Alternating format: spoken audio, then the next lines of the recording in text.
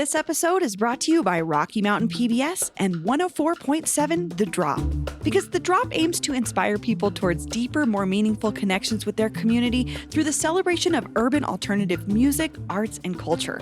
They're all about creating a unique sound that's locally rooted with global reach. From the morning mix block to new music discovery or to hear your favorite current or throwback hip-hop and urban alternative, 104.7 The Drop has something for everyone. You can listen online or via the Drop 303 app anytime, anywhere. Or if you're in the Denver area, you can catch 104.7 The Drop on air. Today on CityCast Denver. Which local sports team is so bad they're getting in trouble with the Federal Aviation Administration? Me and producer Paul Caroli are talking about the Rockies' latest PR debacle, plus the local startup going to the moon, a new law cracking down on discriminatory evictions, and all the other local stories that matter right now. Today is Tuesday, April 23rd. I'm Bree Davies, and here's what Denver's talking about.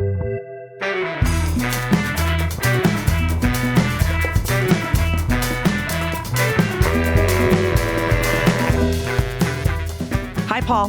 Hey, good morning, Bree. There's a story that really caught your eye that you have been dying to tell me about that you wouldn't let me research. Sure, yeah, let's get right into it. You wanted it to be a surprise? Yeah, I was so shocked you hadn't already seen it, but then I remembered you're not on X anymore. No, I'm not. Oh, this was a moment on X on Friday that was very fun. That makes me miss Twitter, but not that much. I don't miss people sending me death threats and stuff. It's the good and the bad. Well, what happened? Okay, so the whole city is excited about the Nuggets and the Avalanche, right? Going to the playoffs, same weekend. They both look great. The Nuggets definitely. The Nuggets crushed it, kept it competitive this weekend, but still made a fool out of LeBron, which I love. Mm-hmm.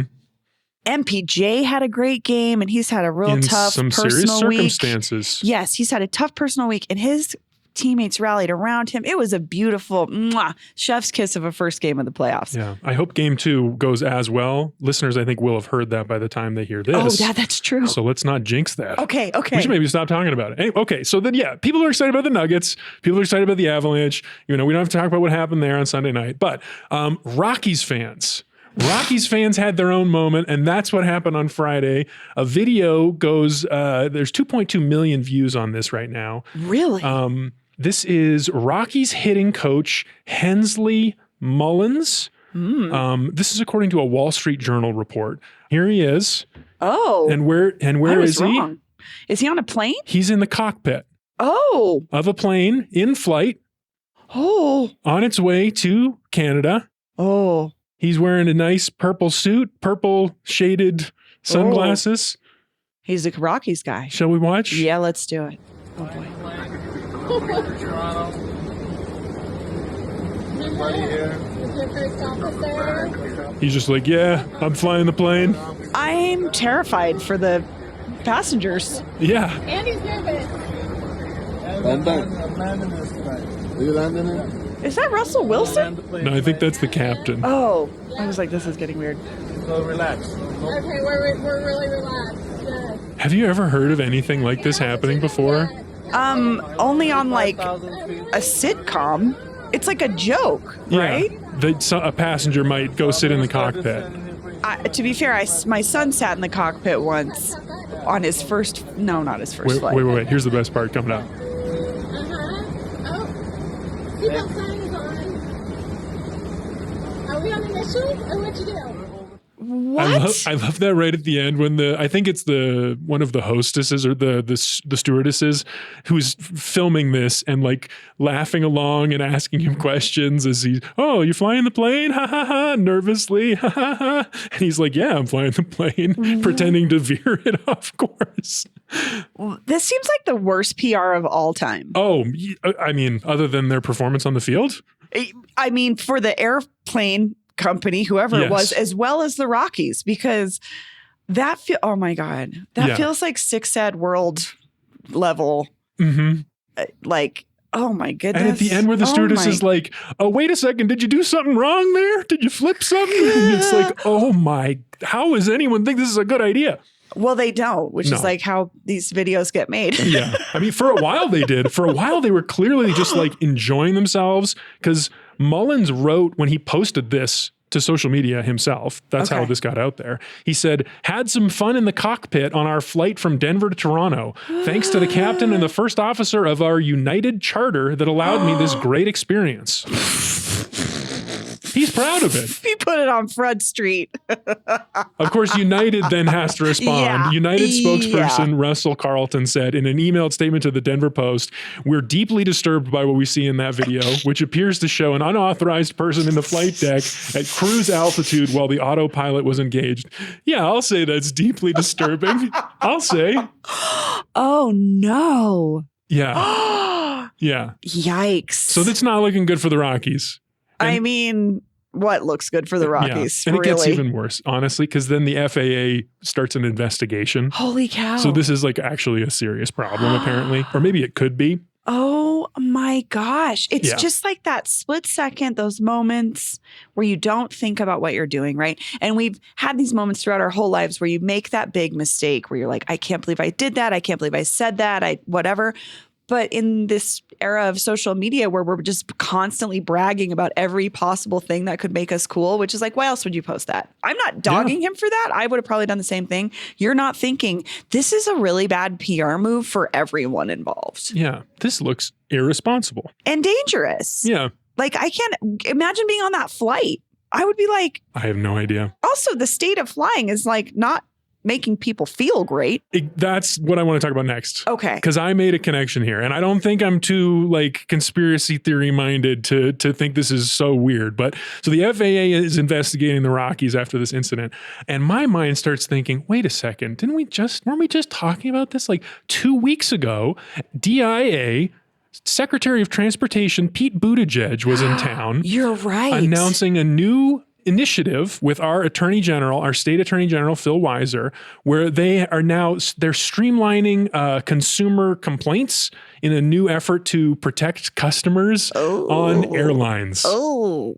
You know, as we came out of the pandemic, we saw a surge in passenger demand and then an explosion in complaints. Even during the pandemic, though air traffic and passenger numbers were lower, complaints were higher because you had so many cancellations going on.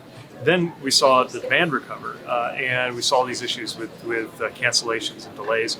That performance has improved. We still see just an enormous volume of passenger complaints. And that's why it's so important for us to have allies and resources to augment that small but mighty federal team that handles all of that. So I think you can see where I'm going with this. Here's a great example of what someone might send a complaint in. There might be a complaint about this. Oh my particular goodness. incident. Anyway, is this the beginning of the turnaround for the Rockies, or is this investigation going to lead to some change in the front office? Perhaps maybe some better decision makers come in there. His last name isn't Monfort, so no. I mean, I wish him the best of luck. I hope he still has a job. Maybe he does. Gracious. Maybe he won't by the time people hear this. But anyway, that's what's up with the Rockies. On to another big season at Coors Field. Best of luck, y'all. This is making me think, though, are people fans of the Rockies or are people fans of Coors Field? Really? Yeah. When it comes down to it.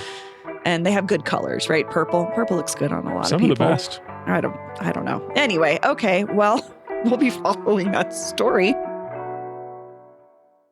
Winding through the canyon, her anticipation rose. Monarch Casino Resort Spa, the epitome of mountain chic. Her pulse raced as she sat down at a high-limit baccarat table. Hungry, she chose the Southwest fusion flavors of Bistro Mariposa before sending to bliss at top-rated Spa Monarch for a signature massage treatment. She slept well in her luxurious hotel room, fulfilled by her stay. Write your own story at monarchblackhawk.com. Must be 21. Gambling problem? Call or text 1-800-GAMBLER. Hey, it's Bree Davies, host of CityCast Denver. Growing up in Denver, it took me a while to find my place in the city. I wanted to understand our city's politics better and how they impacted things like the arts community, which is where my heart is. That's why the mission of CityCast Denver speaks to me. We spend all day, every day, finding the most compelling stories, the most exciting people, and the best insider recommendations so you can make the most of the city and also make the city better. Members of CityCast Denver make that possible, and we could not keep doing this work without you. Become a member of CityCast Denver today at membership.citycast.fm and get exclusive perks like ad-free listening, event invites, and members-only updates. That's membership.citycast.fm. Thanks. Shall we move on to more news? Yes, Okay. let's do it. It's time for another installment of Landlord Watch. Man. We're going to call this Legislation Edition. Yes. Because Governor Polis signed a bill into law last week with new protections for tenants. Bree, what have these landlords been up to? What are we worried about here? It's basically about evicting people for what feels like no reason, or retaliatory eviction, or I'm sorry, not eviction, retaliatory, not re-signing someone's lease. There's these different ways that people can be displaced, right? And so this is some legislation that's trying to address the fact that sometimes folks aren't given the option to re-sign a lease, and they maybe want to stay in their place. Oh, okay. Yeah. So for a lot of reasons, right? Like, I don't know, it's a pain to move. Maybe they do like where they're renting, but maybe they've had some issues. So that's kind of what this legislation is looking at. So Governor Polis signed this 4-cause eviction protections law on Friday, and it was passed last month by the legislature, and it basically gives tenants the first right of refusal to renew their leases. So it aims to keep landlords from doing things like retaliating against renters who may have brought attention to issues in the past. So you're a renter, I've got leaky pipes, or the heat was off for a really, a long time. And I came to my landlord and said, these are issues that I'm having with this building. And this law is basically saying when that person's lease is up, the landlord has to give them the option to re-sign first if they want. And the idea is to not allow for retaliation against a tenant for maybe complaining about something. So, interesting. Yeah, it feels like a little bit of a backdoor sort of situation, but basically it's just trying to prevent displacement by giving people the option to stay where they are if they want to continue to rent from this landlord. Well, clearly this must have been an issue. Landlords not declining to give people the option to stay in their homes. Yes, and I think this is the other thing that the legislation, or at least the legislators were talking about, was people feeling that they're being discriminated against. Whether it's because of something like that, like I've made a complaint, like I'm the squeaky wheel and they don't want to deal with me anymore, or some things that are a little bit more subtle, like people experiencing what they feel is sort of a racist retaliation, or someone wanting to clean house on a building, right? Yeah. And be like, I want to get everybody out of here because I feel that they're problematic, or I could raise the rent, so it's just one way. It gives tenants a little bit of a right back that they didn't have before. So the approach is to give them some power because they don't really have any, right? Interesting. Well, they have some power. They could leave, but I think if you care about a home in that other way, then stopping displacement is its own ends that you might want to pursue, and that seems to be what these lawmakers are doing. Totally. And again, sure, they have the right. They have the power to leave at any time or whatever. But again, it just gets into the deeper details of what displacement looks like, how it happens, how it affects people, and giving them one little component of this that gives them a little bit of power will probably, in a lot of cases, could keep people housed. Absolutely. So that's the end goal, I think. So what do you make of the politics of this particular bill? This is an interesting one. Yeah, Representative Javier Mabry was one of the main sponsors of this bill. We've had him on the show before to talk about these issues. This is sort of a cornerstone of his legislative career thus far, right, is renters' rights. And I know last year he was working on rent control. That was just like an uphill battle. And that was his first session, I think, because he had just been elected and he was an eviction defense attorney. Yeah, so he knows this stuff inside and out. And he's really used that experience to inform the legislation he's working on. It was, again, a big part of his platform. And I think with the rent control idea was so cool and novel, but just felt impossible, right? Telling people in the free market how they can charge for their units. Yeah, that's the governor was opposed for it. Right, exactly. A lot of the senior Democrats were opposed to it. Well, and so the governor's opposed to that, but he's supporting this. And I think that's interesting too. I don't know if that's a turn on the governor's part or if he's just seeing. I was actually going to kind of ask you, because you've really been paying attention to Polis, how you see this kind of legislation fitting into his statewide housing approach. Honestly, that's a good question, because it does seem like the kind of thing that he would be opposed to for the reasons you just said, that it does impose some new barrier to the housing market operating as efficiently as possible. And that seems to be what he is aiming for, solutions that work with the market. Sure. And this one, it's not a very big barrier. Like, I don't see this being creating a huge distortion in the market, but so maybe that was the argument from Mabry here to Polis, or maybe Polis just wanted to work and compromise. He could see this new further left, more progressive wing of the Democratic Party rising and growing in strength, and maybe he wants to work with people. I could see it coming from a couple of different directions. Yeah, totally. And I think just giving, so this was part of, there was a bigger picture thing that that Representative Mabry and some other legislators were working on, and they kind of like took it apart and made this into something else. So it was like not as sweeping as the initial idea was. So it would be, I don't want to say taking more rights away from landlords initially, but this was like a compromise even for them. And I think maybe Polis was just like, okay, I'll meet you at the table with this. Compromise. Yeah. And I That's think how it's supposed to work, right? Right. And that's what I would say this is also a story about strategy. And I think this is also a story about watching folks newer to the legislature navigating how to get what they want to get done, which is, again, compromising. We love to see it. To me, it just makes it, I don't know. It gives me more faith when we can see this kind of stuff working together to make stuff like keeping people housed. Very simple. Very simple. So I don't know. I think it's a win. This is a win to me for the week. Boom. Landlord watch. Landlord watch. All right. Well, let's take a quick break. And when we come back, more news. All right. We're back. We've got a story about a little startup that became a big company. I mean, I see their names on the Nuggets jerseys, so to me that means it's a big deal. Ibotta. I think it is. I think it is a big deal. What's going on with Ibotta, Paul? So it's something really big, actually. I mean, this is kind of like, it's not every startup, because some people who run startups will say, like, we just want to continue to we want to make our own profits and be a private company. That's how we want to do things. Sure. But for a lot of people who start a startup, what they dream of doing someday is going public. And that means selling shares of your company on one of these stock exchanges. And the folks at Ibotta, who was founded right here in Denver, has always been right here in Denver, they did that on Thursday at the New York Stock Exchange. Brian Leach, the CEO and founder, I think he was there. I don't know if he got to ring the bell. That's considered quite an honor to ring the bell to open the stock exchange. Yeah. And this is kind of an exciting moment. And then it turned out to be a huge hit on the trading floor. The stock price soared on its first day.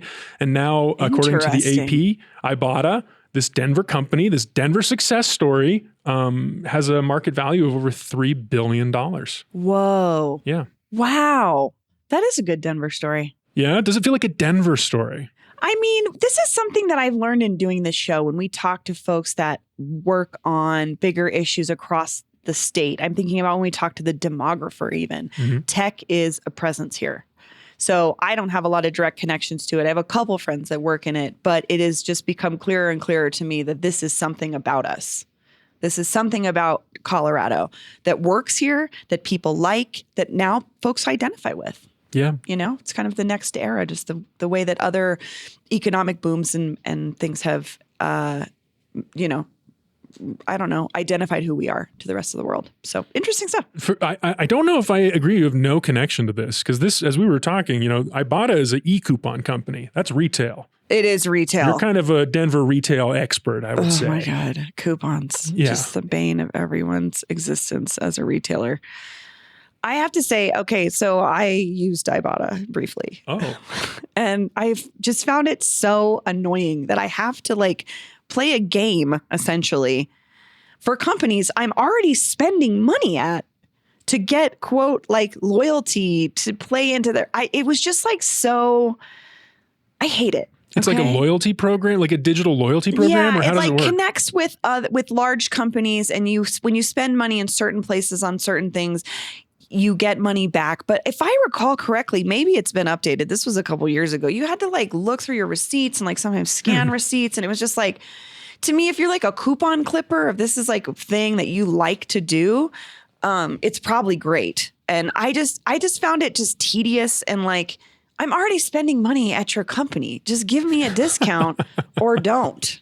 You know what I mean? It just felt rude. Interesting. To me. So I definitely know people who are like that, though. And coupon. Would get into it. Oh yeah. Yeah. And that's the thing is I don't want to downplay folks that are into that. my old roommate Ruben was the one that turned me on to Ibotta, and he loves it. But he's really good at loyalty program stuff. He always jokes like, I don't make that much money, but I like to like see the world. So he does every loyalty program at every restaurant, at every hotel, at every store that he can. And he really he games it so that he gets free, and not games it. He knows how to play it. So he gets free stuff. And that's how he like travels and He's stays my hero. Honestly, this is the way to live, I think. it really is. Like, I admire him. It's not a way I could live, but he's so good at it. So I definitely, there's there's a show. There was that show, remember Extreme Couponers? Like people love deals. It's part of shopping. I know this as someone that had to take people's coupons, working in retail for a long time. I think partially I worked in retail for a long time. And if you are making me do a bunch of stuff just to get a better deal on the thing from you I'm already trying to buy, I'm annoyed. So maybe the digital version is easier for employees. Yeah, maybe it's all automated. That could be that would really be nice for the retail employees for sure. Anything to make their lives easier personally, I'm all about. So I may have to try Ibotta again because clearly I'm in the minority. Ibotta, big success this week. We'll be watching to see what happens now that they're publicly traded. I'll probably keep an eye on that stock price just in case something weird happens. Maybe I'll try it again. We'll see. I'm kind of curious now. I want Ruben's tips. I know, we should. I'll see. Next time Ruben's in town, I'll see if we can get Ruben's tips for how to have fun on the cheap in Colorado. Yes. He's the guy. Perfect. We're going to take another quick break, and when we come back, we hear from you, our dear listeners. And we're back. We always love to hear from you, our brilliant and hilarious listeners, about what you're feeling, seeing, thinking. I don't know. Maybe you have a strong opinion about a strong opinion we had on this show in the last couple of weeks. So we've got a voicemail from one of our dear listeners. This is Brittany from Park Hill, and I'm wondering when Denver is going to make a true attempt at bringing a women's professional sports team to the city. There was a failed bid for a WNBA expansion team, and there is a group organizing to bring an NWSL team.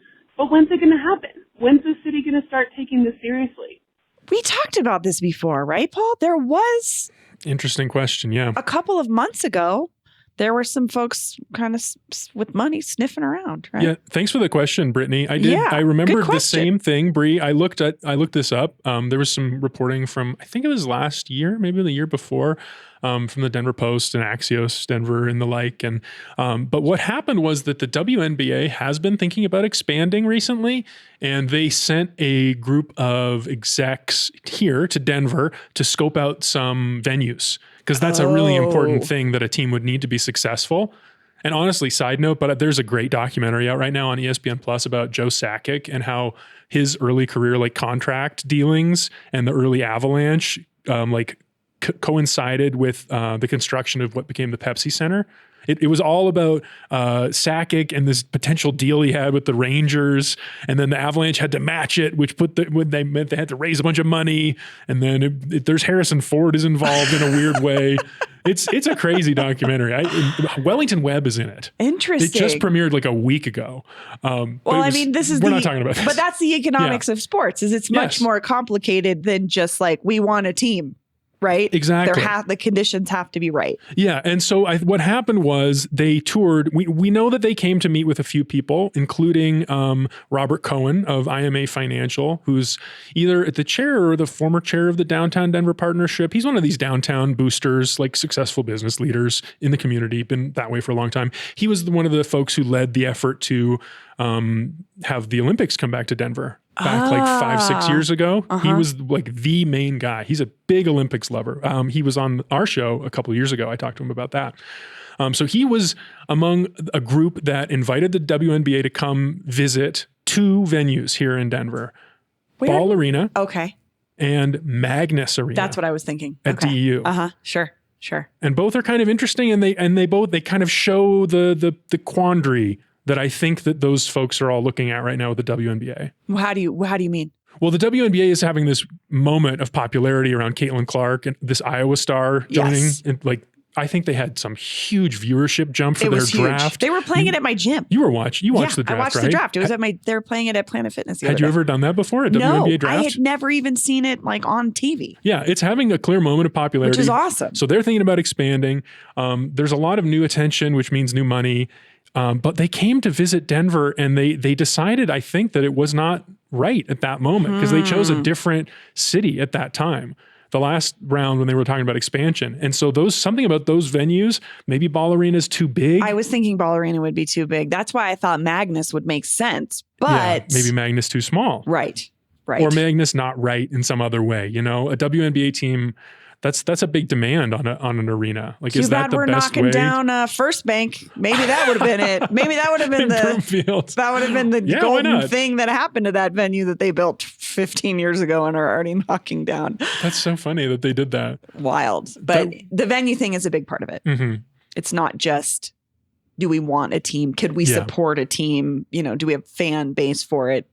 Do the economics work? Do we have a place for them? Yeah. Do we have a place? And then that also plays into like, does the money work? Because if you have them in Ball Arena, there's a lot of costs operated with a running Ball Arena for a night. And like, are you going to recoup that with the kind of ticket sales you're going to do for WNBA? And that's the unknown. Yeah, that makes sense. Well, maybe this will change. I mean, it might be one of those things that visit was right before the tipping point. Yeah. And now they're taking another look. Yep. I think so. That would be, I mean, what's wrong with another sports team? A lot of our sports teams are new within the last couple of decades. So to me, we're building up to something like this. We're showing that our teams are good, except for the Rockies. And, I mean, even our college teams, there's some great stories happening there. So I could see where it's like Denver is primed for that. Also, we're a party city that loves to celebrate all kinds of things. Why not add WNBA team to that? So it should be interesting. But do you think you'd go? Yeah, absolutely. Absolutely. I feel like I would go. Again, basketball is something I've gotten into in the last couple of years, but I understand it more than other sports. And I think it would be super fun. Again, also raising a kid in the city. I love being able to show him different aspects of things. And if we got to have a WNBA team, to me, that could be just as exciting as going to see a Nuggets game at some point for him. So I love it. That'd be awesome.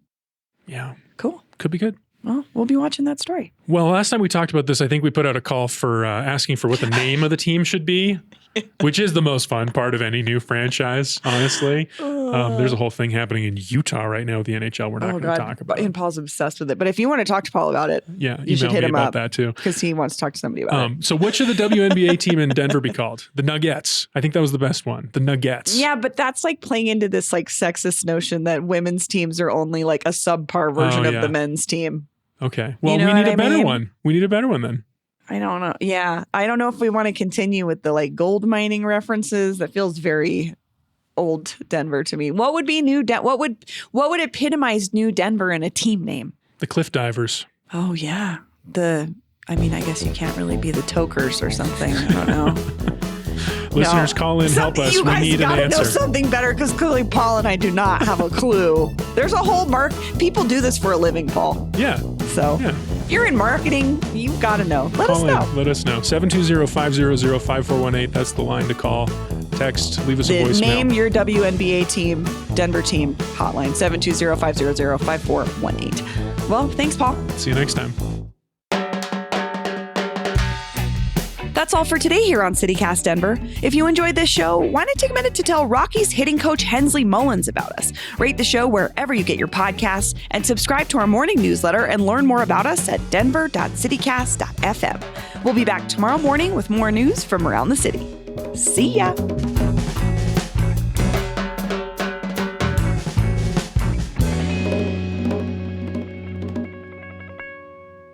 We were joking the other day that Jokic is just going to retire and just move directly back home and, live on his compound with his horses and his wife. Although his daughter's going to be American in spirit. And I wonder if she's going to be like, I'm not going back there. You don't even have a mall. I mean, to my point, every time I go to the mall, it is full of teenagers.